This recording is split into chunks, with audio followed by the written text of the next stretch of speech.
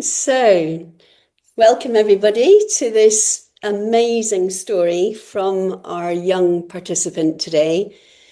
And it's just so wonderful to have Seb here with his mom, Nicky, because there are so many youngsters with chronic fatigue syndrome and long COVID, and they need to know that there is a way to recover. So, Zeb has so kindly offered to tell his story and how he managed to get out of chronic fatigue syndrome. So without further ado, Seb, could you just tell me what happened in the very beginning? So I think at the beginning I was doing a lot of sport. I played for three football teams, two cricket teams, and I did like tennis on the side as well. So I think at the beginning I was just so tired and we were thinking, oh, you're just doing a lot of sport. And then I just kept on getting it. So and then I started like getting all sad, I didn't know what to do, and just like sort of like spiraled really, yeah. It's awful, isn't it? Yeah. Especially when you're so sporty. Mhm. And that's very typical of a large cohort of people that have been really, really sporty and utterly devastated Mhm. when you spiral downwards. So, Yeah. what sort of symptoms did you have? Right at the beginning, I was just so tired. I just didn't want to go to school. I didn't want to do anything really. I just wanted to like, yeah, Very emotional, yeah, weren't very you? emotional, yeah. And And did you have any virus or anything? Did you ever get susceptible to viruses? I always had like a, no, not really, no, well, it first happened about 4 months after he'd had COVID, but him having COVID was sort of one day of coughing, and then at that time he had to be off school for 2 weeks, I think it was. Um, but and so the doctor thought it could possibly be long COVID, but there was never sort of diagnosed. I mean, actually, I don't know if you want to say about because he has dyslexia, oh yeah. and I have dyslexia and I've only just recently been diagnosed with ADHD, so it could have been just like a ADHD like burnout or like undiagnosed ADHD maybe. And So again, that is so typical of a large cohort of people on the Reset to Thrive program because the neurodiversity does create a lot of overload in itself. yeah. So it often is overload, and actually, the whole of Breaking Free, the book, is about how we become overloaded. So that's really, really interesting. And then you had a couple of weeks off with COVID. Yeah. Yeah. So, so obviously, you said you felt really low and depressed. Yeah. What were you thinking at that point? I was thinking like why I felt very like alone. I felt like why does this have to happen to me, no one else? Yeah, I just felt very alone and like isolated really. And that in itself is so awful, Yeah. isn't it? Yeah, yeah. Because you're just in your own head then. Yeah. And so, how did you find out about coming to me? How did you find out that there Through one of was a way of my mum's massage clients, she told me um about it and yeah. amazing, Yeah. she'd had amazing? two sons, I think, who were 12 and 14, and I think they'd both had it at Oh, I this. know. You know who it is. And Yeah. as soon as she heard that Zeb had it, she was like, "Ah, you have to go and see Jan, but you're not allowed to see anybody else." Yeah. And I think I know. I emailed you and I called you, and yeah, it was fantastic. Oh, so what would you say, Zeb, was the thing that really helped you? Because you were properly stuck in Yeah. fatigue. It's probably like not feeling alone. I was feeling very alone before. And when I like saw you, I was like, I didn't feel like it was just me. There's like a lot of other people. and I felt like so I wasn't alone. I knew like it would pass. It wasn't gonna I was gonna have it forever. I think those are very strong and helpful. That's so important, isn't it? Yeah. That knowing that you can recover, that expectation, which is so interesting because the second version of the book is very much about how expectation determines the outcome. Yeah. So you flipped your expectation and your belief about the condition. Had you been told by anybody previous to coming to me that you would recover, that you'd get over this? No, maybe mum saying this would pass, but I didn't really listen. I just thought mum's just saying it. What Um, about your doctor? I don't know. Didn't say anything about that, don't think. No, I don't. They weren't really that helpful. No. That's really sad. Yeah. Mm. The and what do you remember about the course? What stands out in the course of the thing that, you know, really helped you? Just like thinking that like you've done a course not just for a single person, you've done it for a group of people. Like it's like it's like a it's not like you're alone, you're in a group again and you're not like isolated. You don't feel like isolated. You're a proper team player, aren't you? Yeah. Also, it That's was, so that's so interesting for the rest of your life. Yeah. That and that little book that you wrote, do you remember you Yeah. would celebrate every Yeah. day, write down what you were Yeah. Yeah. pleased that you had achieved, that Yeah. even like Maybe the like little little things. things, just Yeah. like just seeing absolutely. books and like So getting your focus, yeah. expressing, giving signals off that this Yeah. is really good, I'm back, I can Yeah. do Maybe this. or maybe even just going for a little walk down the track or just going for a little walk. That's just like a big The yeah. positive and Yeah, like to yeah, feedback, isn't it? And also learning. It was yeah. learning about the positive, Yeah, the yeah, positive about the neurotransmitters and to smile. Do you remember you used to do that yeah. every Yeah. morning? You used to Every morning wake when I up, wake up. first thing would be to smile. Yeah, Just positive. get the neurological feedback loop working properly again. Yeah. Excellent, excellent. Oh, you're really good. You're really good. Remembering, so beliefs, expectations, your focus, really zooming in and making the brain recognize that this is good. I'm fine. Yeah. I'm great.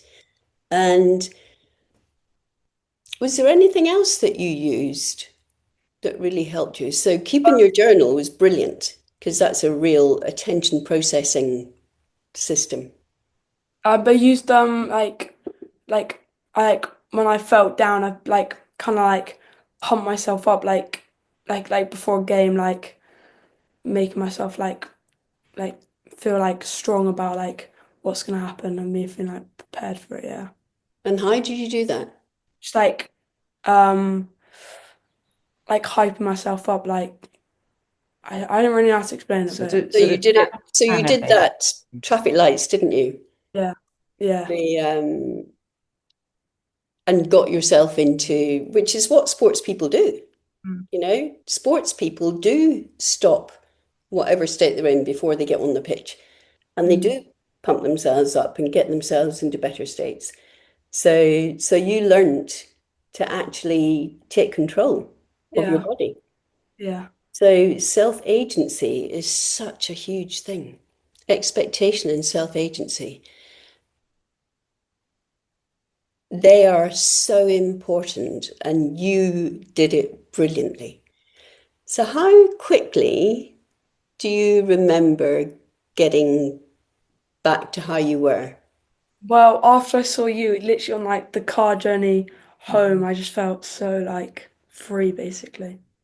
Wow. As we went over the bridge from Devon, he said, I feel free. Oh, and Yeah. that's literally it. Yeah, It is literally the brain just needed a kickstart to know that actually we don't need to be running this program.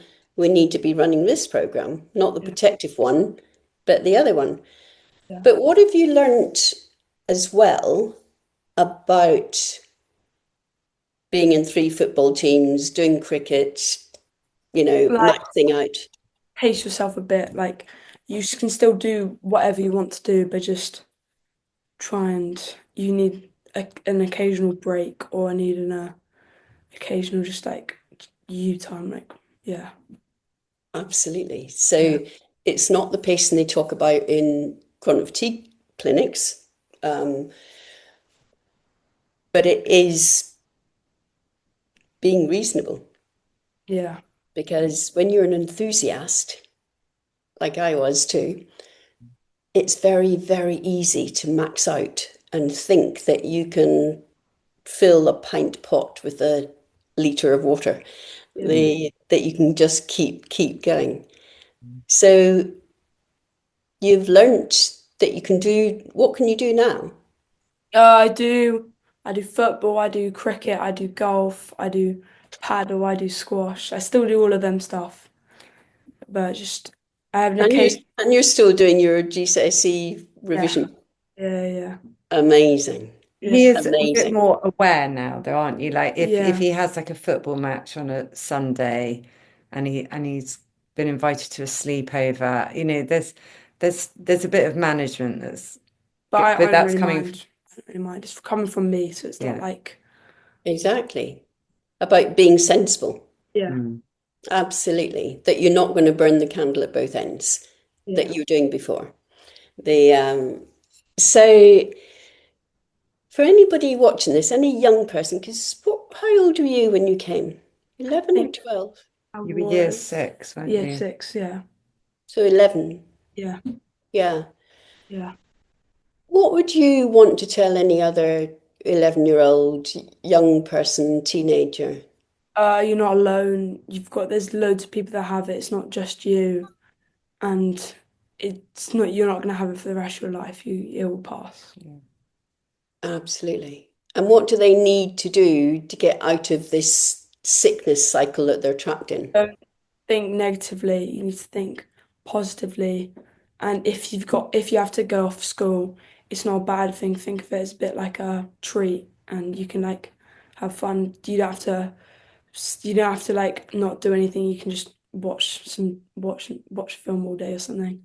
You just have And some fun. and you had that list up on the Yeah, fridge, didn't you? That yeah. was helpful. Just had a list out up on the fridge of like if I had a bad day, what I would do and like what fun things I would do and stuff. Yeah. Absolutely. And turning Sometimes it all around that actually everything is okay. Yeah. Everything is safe. Everything is okay. Celebrate your tiny, tiny wins. Absolutely. And then you're back playing cricket and football and everything else. Yeah. So, how incredible. Is there anything else that you've learnt about yourself, apart from, obviously, that there's only so many hours in the day that you can keep playing football and cricket Yeah. and golf and all the rest of it? Is there anything else that you've learnt to modify or learnt about yourself? Because awareness is the key. Yeah, probably just being like aware of like what I've done in a certain time and how to control um how to control not having like a little dip again. Absolutely. So it is all about self-agency. It's about being empowered and taking control rather than just madly going along with whatever comes at you. Yeah. The that's a major mature lesson to learn. Can I hope I your mum's learnt it too. yeah. Can I just add on that? Because I think one of the things which was really lovely for you is that he did his sort of core, best mates, he did tell them all, and we tried to explain it to them. And I have to say, I think they were really key Yeah. because they really understood, they really missed you when you weren't at Yeah. school.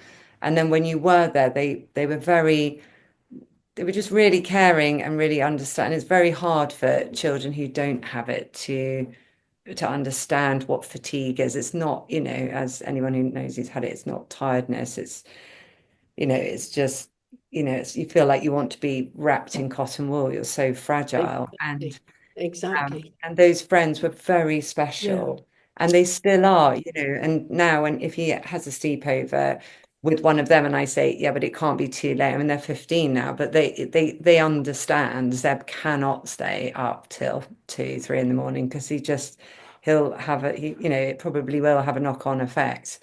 So they do understand. I do think that's really important for other kids to, just if your friends don't understand you, maybe try and explain it to them so that they do Absolutely.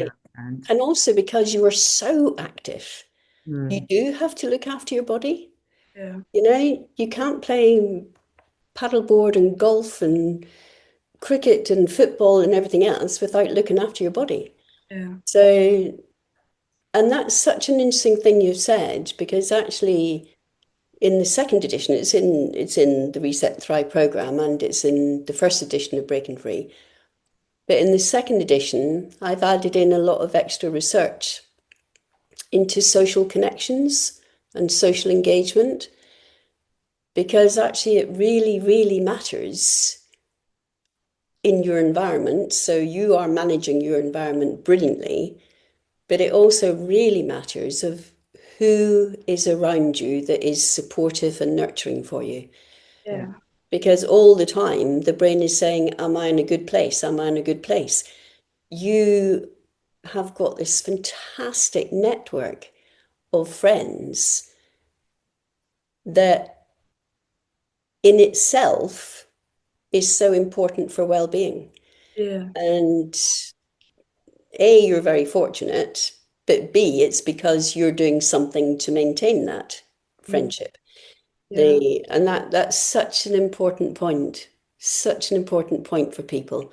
And And that's why like even when actually, sorry, even when I'm feeling like when I was feeling low and stuff, I still like mum was like, I think you should invite a friend over only for like half an hour and it was still just like helped so much. And absolutely. you were reluctant at the Yeah. beginning, weren't you? Yeah. And then you realized how it made you feel Yeah. Yeah. actually slightly better when they'd gone. So that Yeah. you learned Absolutely. that, didn't you? Yeah. Yeah. And that's why actually Nicky on the program, the partner on the program, she set up peer group support, because being isolated is one of the worst things for well-being. And having a connection. So if you're not fortunate enough to have people around you that are really nurturing and encouraging and positive, it gives them that network. And it really makes such a difference. The research that's come out on social engagement with recovery is really interesting. So, Mm. expectation, you changed your expectation, self agency, knowing that I can do things and then celebrating what I can do to get the brain focused and paying attention to actually, I'm good. And then having this social engagement. So, actually, the whole package that you have done is such a brilliant, brilliant role model for other people. And I just have to say, you are incredible. You're incredible as an 11-year-old, and now you're just as incredible and amazing as, what are you now? 15? Yeah. 15, yeah. Amazing. And Nikki, just very quickly, because I know you've got to get off as well. You had chronic fatigue, didn't you? Mm. And Yeah. did you learn anything from Zeb and coming? Yes. Yeah, I did. Because I think when I first met you, I was over it and through it, but what I had still held on to was the fear, the fear of it coming back. So I'd had it for 6 years. So and you really helped me with that. And I have to say that has freed me. That sort of, I mean, I just was in such a state of like, I didn't want to do anything that might trigger it off because I never knew what it was. And that's why actually I found that list on the fridge that we did for Zeb. I mean, I didn't have a physical list, but it was in my head really. But because when you're in that state of fatigue, as everybody knows, the brain fog, you can't think straight, and it's hard to actually do the things that you when you're talking like this, all the things we know that are good, it's so hard to conjure that up when you feel, I mean, it's just awful. And also the panic when you don't know what it is and why it's happening. I mean, that's Yeah. definitely what, what I felt. So it was very helpful having this sort of, I had a mental list, he had a physical list of things to do because you just can't, think clearly. So that's what I need to do to keep myself calm. And you had, so before you came with Zeb, you Mm. had 6 years of chronic fatigue, Yeah, were functioning, yeah, but were still pacing yourself massively yeah, because of fear of paying for it. yeah. But you don't have to do that anymore. No, I mean, interestingly, I've tried to go back to some of the exercise I was doing and I've worked out that actually doing sort of strong cardio work doesn't work for me anymore, and that's fine. I'm very happy doing yoga, swimming, walking. That Absolutely. works for me, but I can see what my limits are. But for nowadays, if it does happen, it's just a sort of 24-hour sort of slight little signals. I'm like, okay, and then it's fine. So it's just listening to your body. But I It definitely, is. yeah, It is listening to your body. yeah, When you're the type of person that has always been so driven to keep going with yeah, enthusiasm and drive, yeah, we often didn't listen to our body and it mm, was screaming at us to stop.